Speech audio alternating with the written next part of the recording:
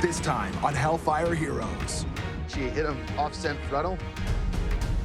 An SUV sideswipes a trailer truck. That is a serious impact. You think you're killing someone. Did any of your baby come out feet first? The prospect of a roadside birth How the do you deliver a baby? has an all-male crew squirming. Roadside labors can get extremely complicated. Watch out! And both the deputy chief and his youngest recruit are tested by fire. In the untamed wilderness of Alberta, where seasonal wildfires can destroy a town in a single day.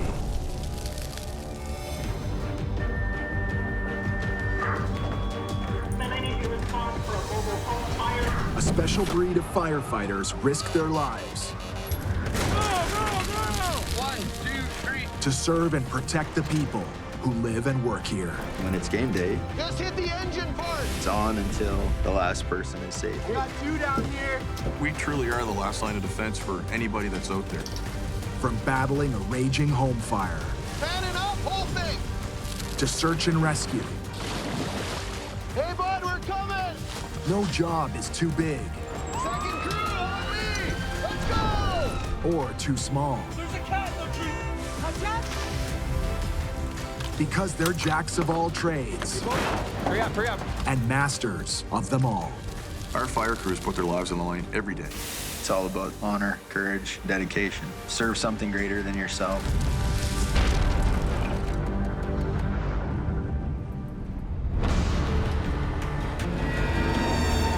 Anybody in there? Come on, help me! Firefighter Coutts, I see. Guys, we have two victims and we're coming out now. It goes back to one of my favorite sayings. You can never train too much for a job that can kill you. Hey, give us some hands! Chief Jamie Coutts is in charge of the Lesser Slave Regional Fire Service in central Alberta. With 5 regional fire halls and almost 110 volunteers serving and protecting an area of over 10,000 square kilometers. Chief has to make sure his firefighters are trained to handle every possible kind of emergency they might encounter. All right, clear the stair and get ready for the victim. The people here have to be ready to go the distance. Okay, hook up on them. Go.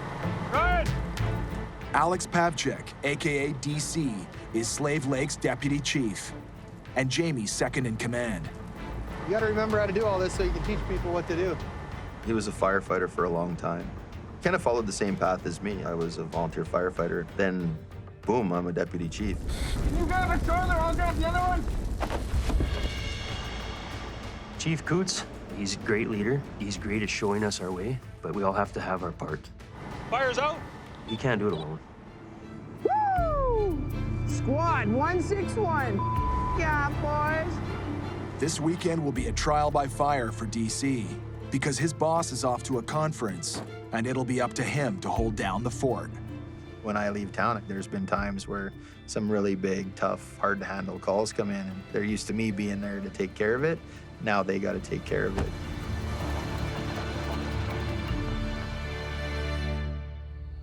The first emergency call comes at the break of dawn. Anyway, call 1. You'll be responding for a structure fire on the Old Smith Highway. Kill you right there, dude. This will be the first time DC handles a structure fire on his own. 104, 102's out with 1 and 2 camera. From the time that somebody calls 911 until we actually get the call, time has already passed. Fire doubles in size every 30 seconds. Hurry up, Logan! The first page came in over the radio. They said structure fire. Jump right out of bed, get going. Logan Skahl is one of Slave Lake's most recent hires. My head is just spinning, 4 in the morning, groggy. Only 18 years old, still have tons to learn. Address of the call is... Okay, copy that. So it's just outside of Smith by the sounds of the directions there? She just said out of town. She didn't specify, and now her phone's just going right to voicemail. We're not sure if it's the Slave side of town or Smith side of town. They didn't really specify which town. The unmarked homes and nameless roads of these remote parts of Alberta are a firefighter's worst nightmare. Seriously, who is this guy? We turned onto Old Smith Highway and there's a gray car and it pulled in front of me. Afraid the firefighters wouldn't find their house, the homeowners waited by the side of the road, ready to lead the way.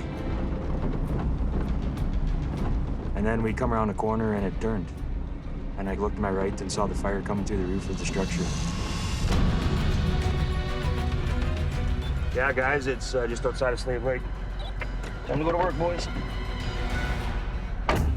Call this Highway 88 command.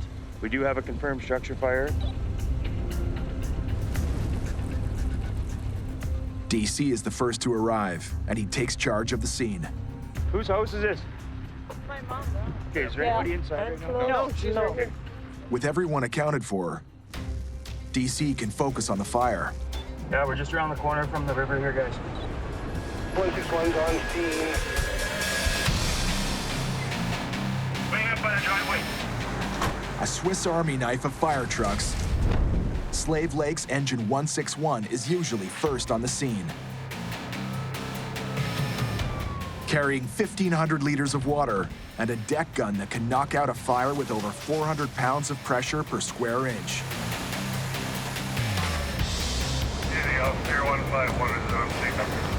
Tanker 151 carries 2,500 gallons of water for a truck-to-truck water supply.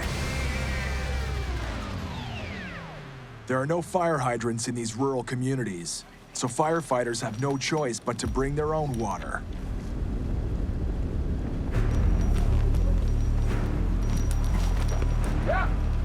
With the water supply lines laid out, they're ready to attack this fire.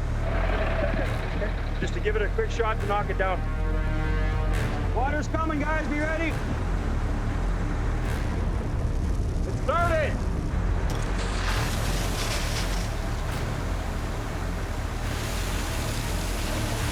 DC uses one of his most powerful assets, the deck gun, to quickly knock down the flames. If you're ready to go, come over here. I noticed the windows weren't really blackened out yet. The smoke wasn't too thick. So I'm thinking we're going to get in there and we're going to attack this fire as aggressively as we can. Lee and Logan, you guys mask up. DC sends a crew of 2 inside the structure to fight the fire. We're going inside. I've never been into a structure fire, but I'm with a pretty rock-solid guy with Lee. I knew he's been in fires before. Start throwing our packs on right away, masking up. There's definitely a fear in the back of your head. If anybody tells you they're at the front door and they're ready to go and they're not nervous, probably not the right guy for the job. Let me get my radio on quick. DC fire attack team is going in.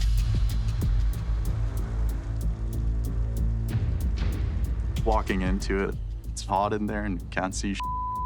You stick to your training, like keep your hand on the wall.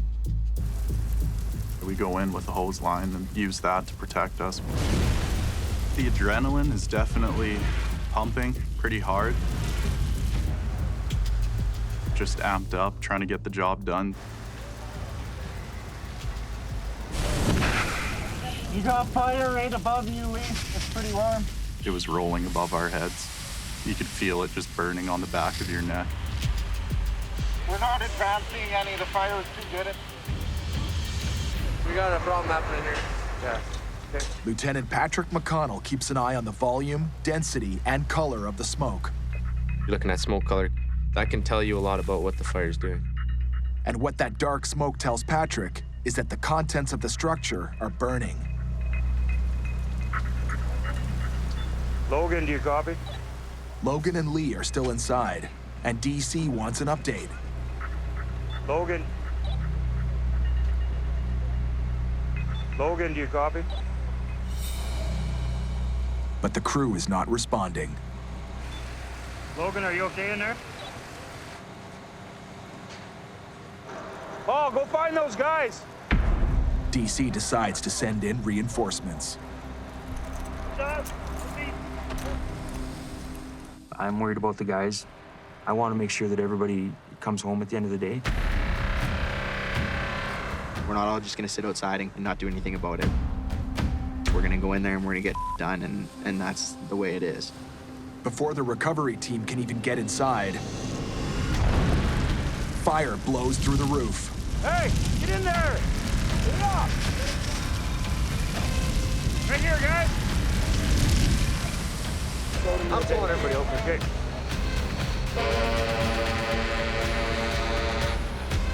One continuous air horn blast signals all hands to immediately evacuate.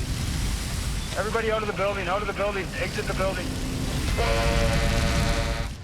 A couple minutes go by and you're thinking that something happened to those guys, and you hit the horn.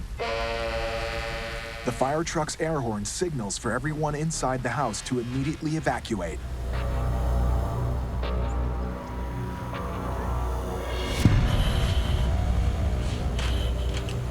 Finally, the two firefighters emerge.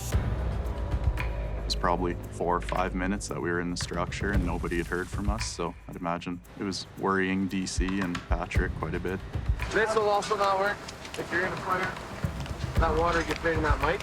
It was the water that jammed Logan's radio. We didn't know if we were getting through to them or not. We couldn't hear anything back. You guys all right? Yeah, I'm all right. I've never been into another structure fire, but I asked Lee, My first fire, so I don't know. The hardest I've been in a fire. is that how hot it is, the ones you went into? He said that was the hottest. It forced Oh, yeah. me to the ground. The difference between us and movies, even if I'm really worried about somebody, the time to cry about it is not right when he comes out. You still have a job to do. Not far. So we just got into the first part. Then we got up and around and straight in there. The firefighters didn't venture that far, but far enough to discover that the home isn't actually one structure, but several additions under the same roof.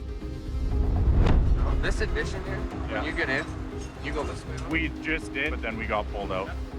With Logan and Lee out of the building, DC decides to switch tactics from an offensive strategy to a defensive strategy, which means fighting the fire from the exterior of the house until it's safe for his firefighters to go back in. Plan A didn't work. You have to have a plan B, and you have to be prepared to change your tactics. What's the problem? Can't see nothing and it's hot. They'll need to clear the smoke before they can re-enter the house. So can we put the fan at that door? Okay, so why don't we do that? See, the fan's coming. So we're on the other side and see if there's a window to open up. The firefighters will use a tactic called positive pressure ventilation. Start the fan! A powerful fan forces air into the smoke-filled structure, increasing the pressure within. To allow the smoke to escape the structure, they'll make a second opening.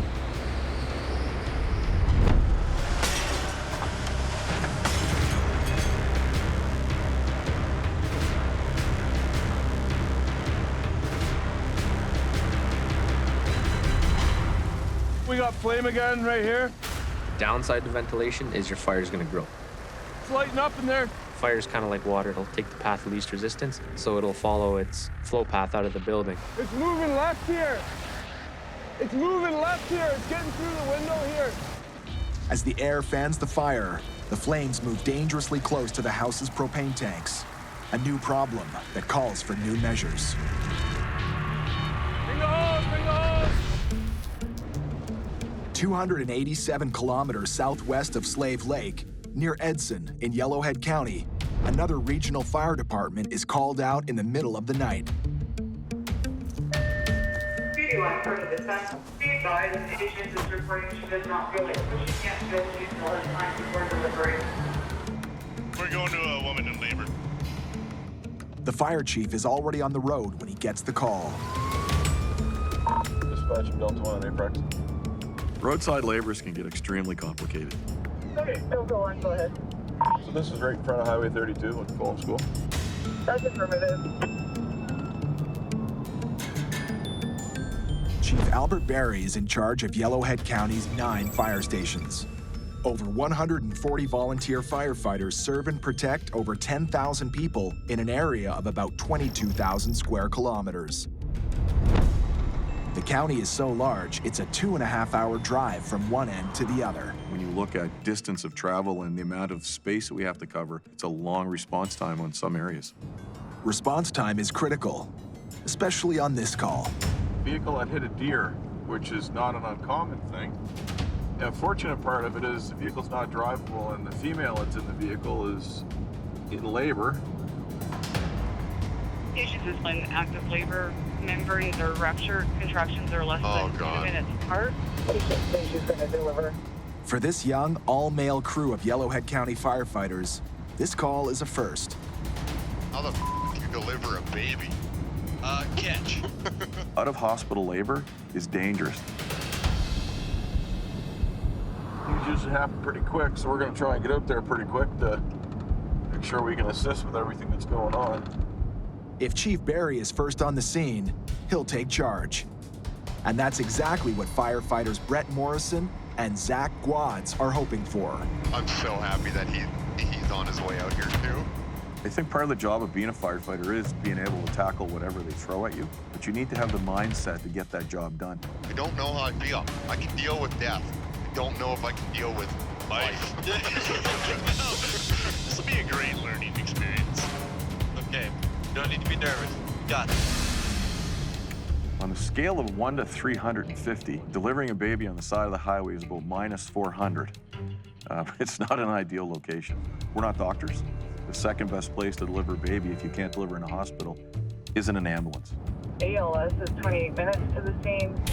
We'll beat them there. We probably will, yeah. Contractions are now less than 2 minutes apart. Over. That's when they go into deliver. Yeah, this is when she drops. Patient says the baby is coming soon.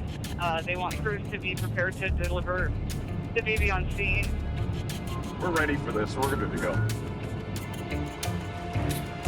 You get the call information, and it's very fair to say we always expect the unexpected. Just when you think you know what you're pulling up on, you have no idea.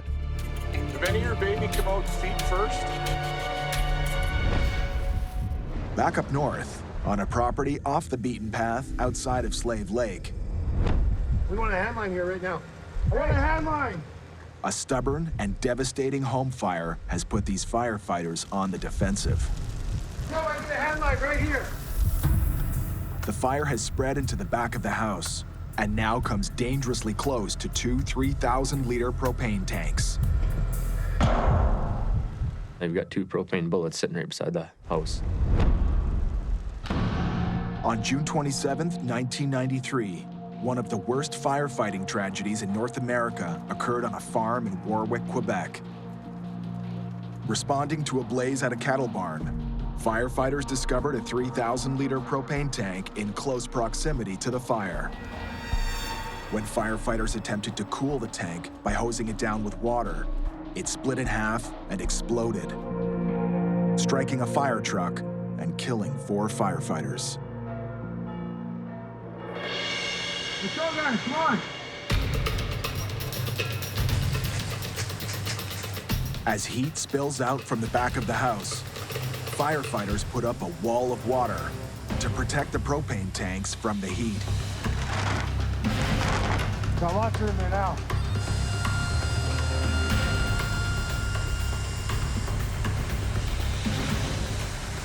I can't keep this all there now.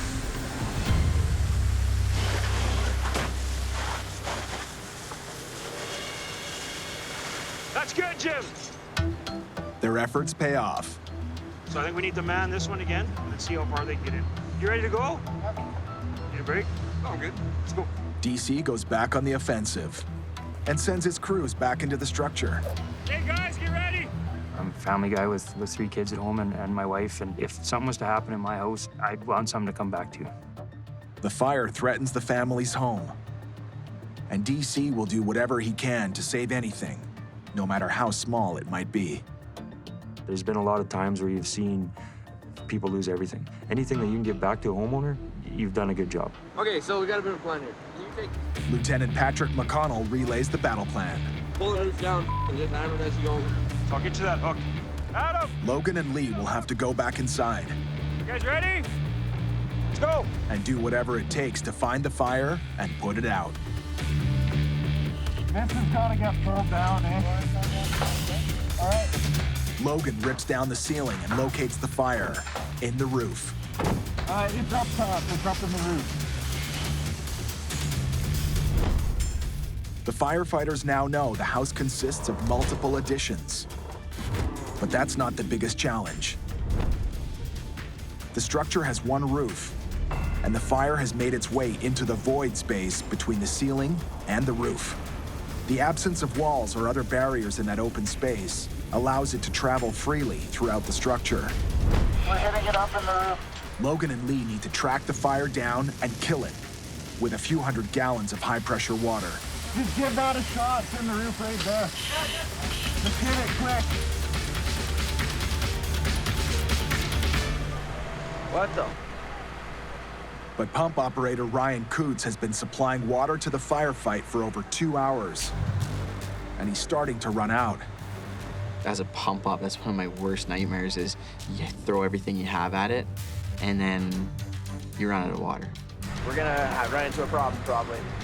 You're fighting a fire in rural Alberta, right? There's no hydrants anywhere near us. If we can start shuttling water, we should be able to keep up. Ryan's got a plan. 2 additional tankers from Fire Hall 3 in Smith are now on site. They'll pump their water into tanker 151 and go back to town for more. And hopefully make it back before engine 161 runs dry. We want to get some sort of a tanker shuttle going. They've got to move fast, and they can't waste a precious drop. Shut your water off unless you're gonna fight fire. We're low on water now. Inside the house, after tearing down most of the ceiling and exposing the attic and the roof, Logan finds nothing but smoke. We do a look around, don't see any fire behavior in there. This stubborn fire is not giving up so easily. Right in the top of that double layer. The fire has retreated into a narrow space between 2 layers of roofing above the rear addition. So you think you have it out, and all of a sudden it's into another section that you didn't even realize was there.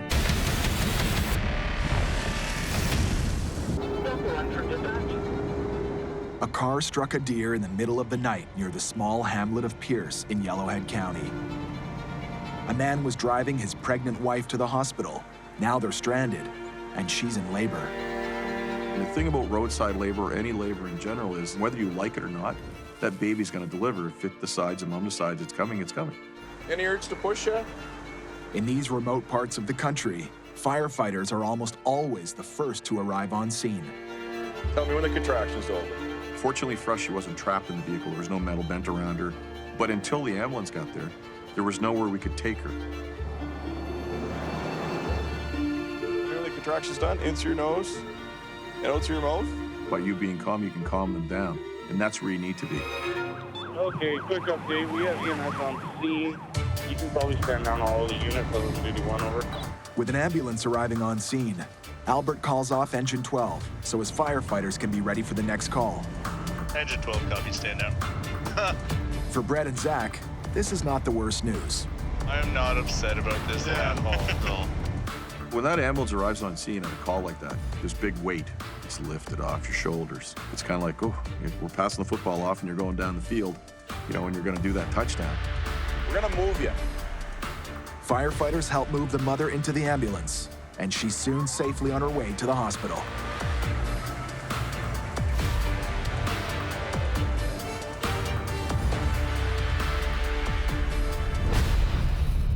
Back up north, just outside of Slave Lake, From here above us and to our right is where we've got fire in the ceiling. firefighters know what they're up against after 2 frustrating hours battling a stubborn structure fire. And it's a challenge. This is our addition, right? Yeah, and it's only this big. Yeah, this is a metal roof. So it's a metal roof underneath the trailer? That's that. Trailer had its own roof, and then they put another roof over top of it all. So the fire traveled through the void spaces. It's in the roof, man. The fire burned its way towards the back of the house, traveling between 2 layers of roofing above the rear addition. But this home has an unusual layout, and it's difficult to navigate. If they're not built to code, and you're essentially messing with the firefighter's life. Here's me and Logan. Go with them. They know the structure already. DC sends more guys in to attack the back room. But getting into the back room is nearly impossible. All they were trying to do was get to the end of the structure, and they couldn't because there's so much debris in the ditch. The initial interior attack has left piles of debris on the floor, which now makes it hard for the firefighters to advance. So they're picking it up off the floor and throwing it out the window to make room. Get in that room, tear that roof down, it's not a square problem.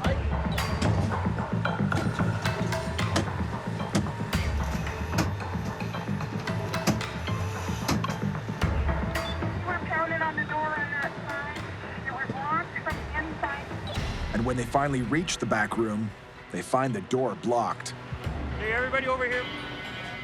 With no luck getting to the fire from the inside, DC pulls his crew out of the house. It's time for a new plan. If we can't get to it from this end, why don't we chainsaw that down? Yeah, I think we should. And then we at least get in that room and pull the roof down from that side. You got to be able to make decisions on the fly with the information that you have. And you go with the decision until it's the wrong one, and then you change it to make it the right one if you need to.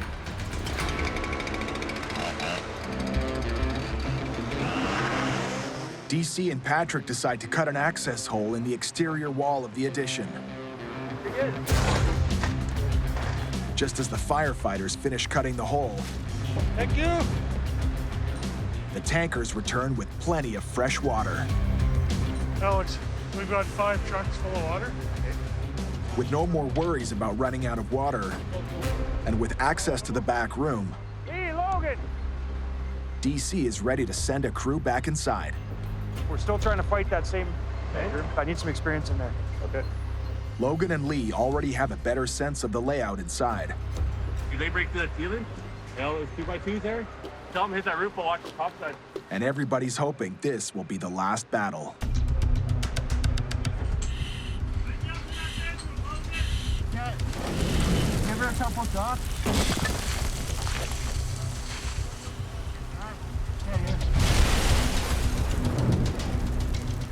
You got open flame. Patrick's vantage point allows him to steer the crew towards the source of the fire. Logan or Lee, you've got fire kicking up kind of around where that fireplace was. You know where the fireplace is? Right above your head. Oh, hey, the fireplace is right here. You gotta get that opened up. Okay, yeah, we're pouring it down. Punch a hole in the roof, like right in front of you. Logan and Lee make it to the seat of the fire, right above the fireplace.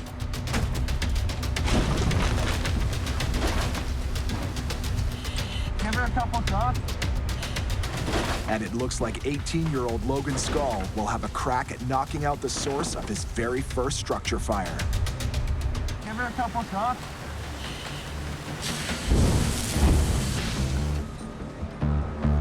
One more.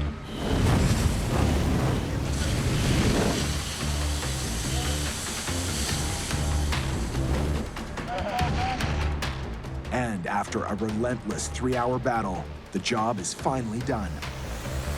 We'll just let them soak that for a little bit.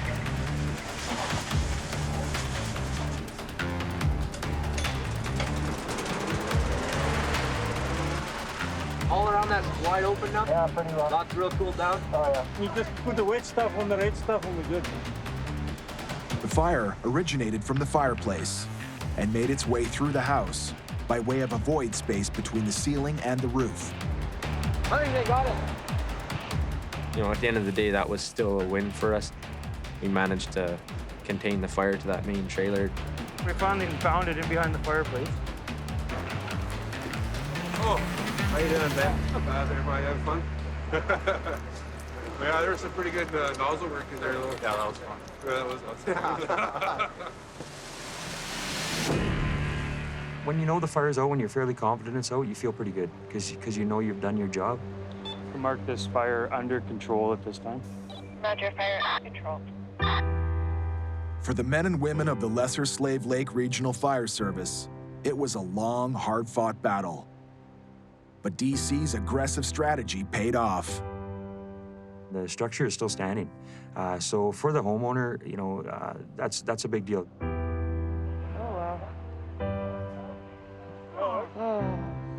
Doing this for as long as I've done, there's been a lot of times where you've seen people lose everything. It takes its toll on you after a while, so anything that you can give back to a homeowner, you've done a good job.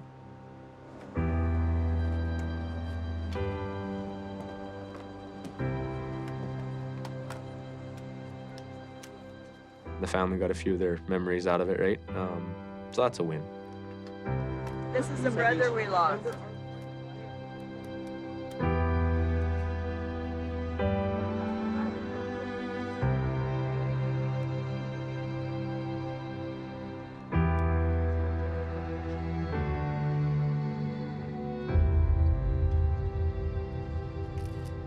I learned a lot from this fire, you know, how fast things can change. It took a team. It wasn't one guy that went in there and did that by himself. And that's why we do what we do. We're all the type of people that like to help, and we all like to do it as a team. At the end of the day, those guys were the ones that were still in there pulling the roof down at the end. Always remember that one, for sure. It's my first structure fire going into, so that'll be with me the rest of my life.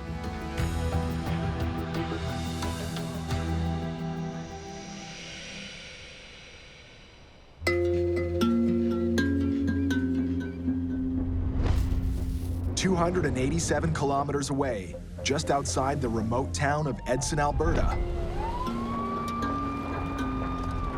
Lieutenant Dave Mickey is responding to a 911 call for a smoldering tree. 1209 Mickey from 1229 Wood. Checking on your location. I'm just on the river bed right now. I can smell smoke, but I don't see anything yet. These firefighters know a smoldering tree is a wildfire waiting to happen. So whereabouts is this? Right there, look! Oh! In peak season, when you have dry conditions, an ember can cause a major fire, and very quickly. Add any amount of breeze or wind to that, and it's uncontrollable. The general public's conditioned to know that when smoke's coming off of something, it's not normal. And we always say, if in doubt, dial 911. Man, go for dispatch. Over. Yeah, dispatch, just an update. We have a tree that's been hit by lightning that's smoldering. We're just going to put some water on it and try to douse it as best we can. It's back. It's a Wajax bag, proper definition. Worn like a backpack, rugged and easily transportable, the fire extinguisher backpacks hold almost 20 liters of water and are used by firefighters to put out small patches of fire in hard-to-access areas. When did we get lightning? I didn't see a storm. Lightning strikes in the summertime in this area are all the time, and you get these small fires.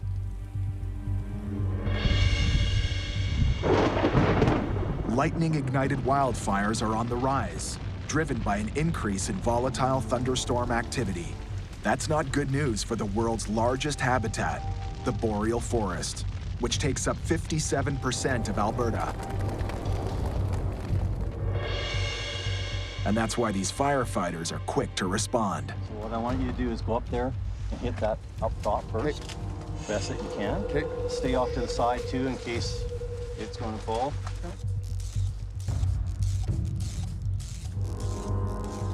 I am so happy that the Yellowhead County came and found our little fire, our big fire in the tree.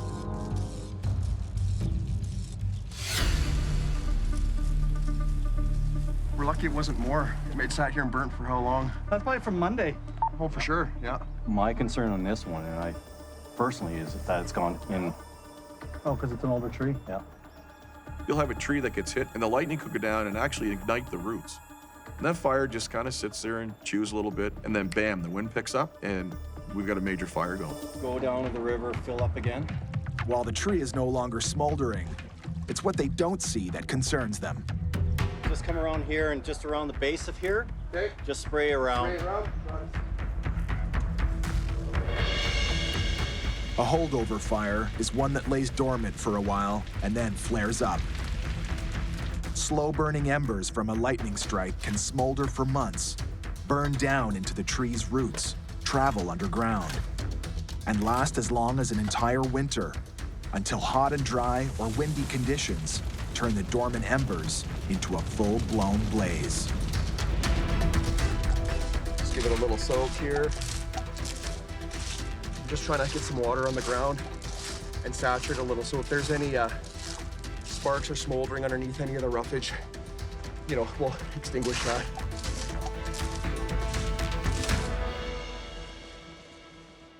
We soaked it pretty good. Dispatch, this is Command 170 over. At this time, I'm going to call this fire is out. You guys are awesome. And you're such a good-looking bunch. That's good. Near the foothills of the Rockies, the wide expanses of wild forests, countless hectares of farmland, and the prolific oil and gas fields of central Alberta are an enormous challenge for first responders to protect. Come on, Logan, I'm ready to fly here. But new techniques are now being implemented to safeguard the area's residents. We're just going through our drone training program right now, so just getting the rest of the crew kind of up to speed.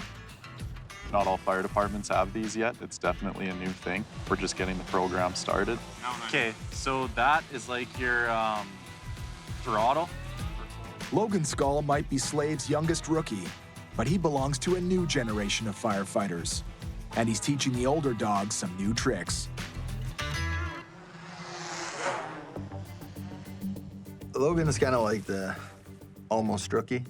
He's been here since he was 14 years old with the Future Firefighter program. On the surface, he's quiet, soft-spoken. Turn with the drone. Whenever you turn it, you turn too. Okay. But I can give him a project. We got some new drones. Hey, I need a drone program. You're gonna do the drone program. No problem. Step up and do what needs to get done.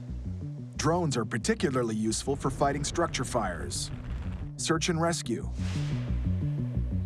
and providing aerial photography for post-fire investigations. Okay, so put the landing gear down and then try and land it. We try and stay ahead of the ball. Being from a smaller town, we don't get all this stuff sometimes that the big cities get right away. So then right when you're about to touch the ground, just lift the camera up. That's pretty cool. Yeah. Take it for a spin. Man, it's like harder than you think.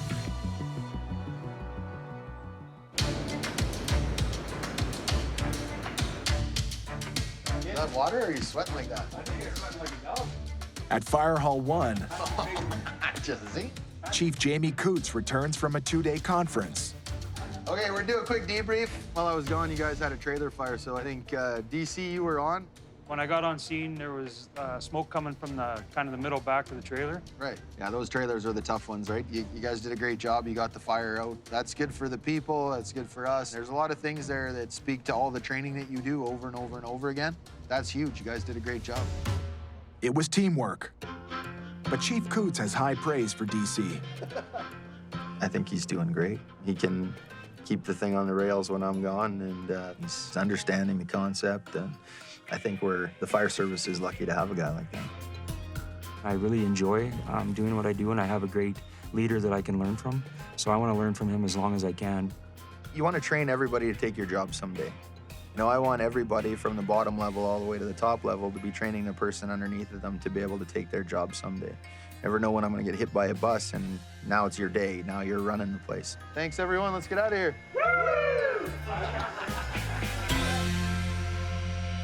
But as much as Chief Coutts knows he can delegate, he's pretty much a hands-on type of guy. To the officer, we have a 2-vehicle collision on Highway 88.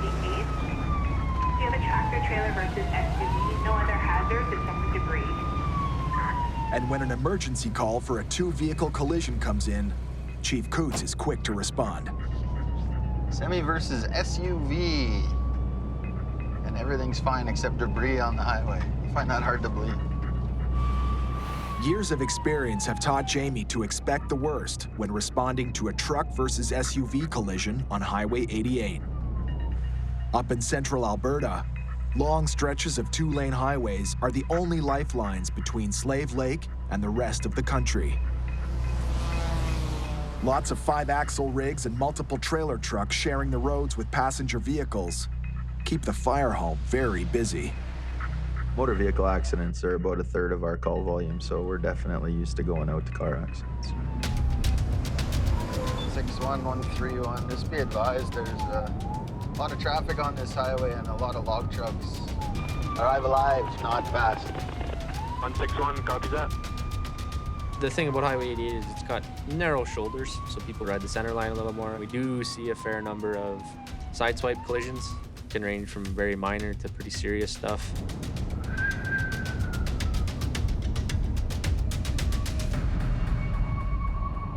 Not up bad. You can see where 2 rims are caved right in. Like, that is a serious impact. You don't cave in rims on a truck without some real serious force. Holy whoa, good side swipe. You drive past that first semi and you see all the damage on the side of the semi and thinking, holy what does the SUV look like, right? Grand Prairie Dispatch, definitely gonna need the RCMP, please.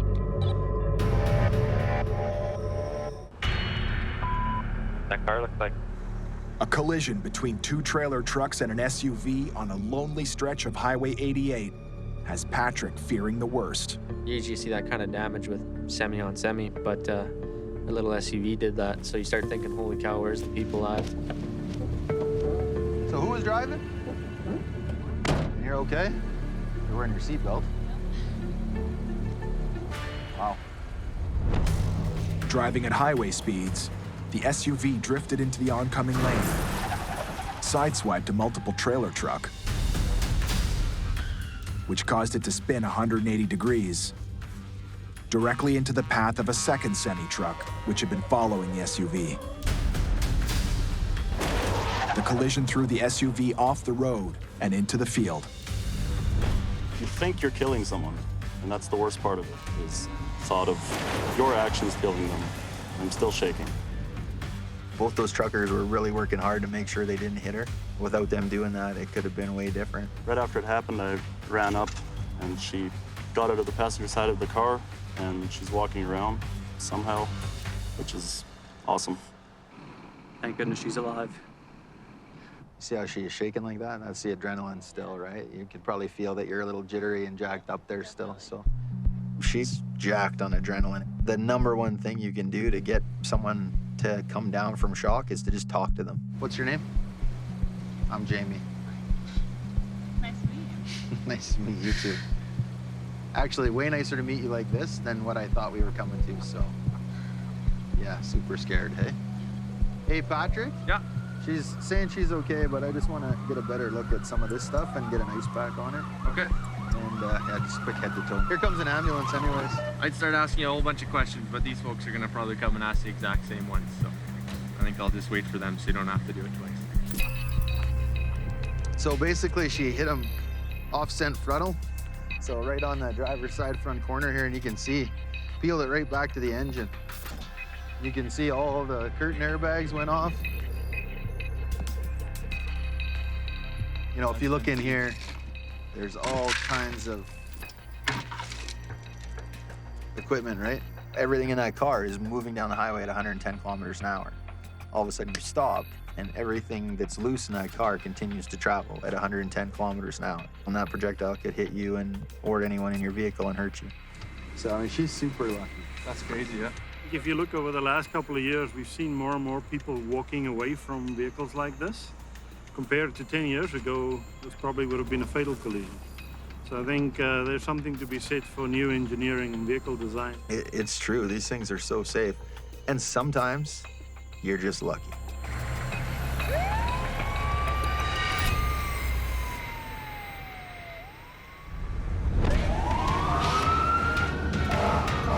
Next time on Hellfire Heroes. Here, careful. An injured man is trapped in his car. A freight train derails in the middle of Slave Lake. Engineer has to stay on the train. We can't find the pool. And firefighters wage war on flaming car fires.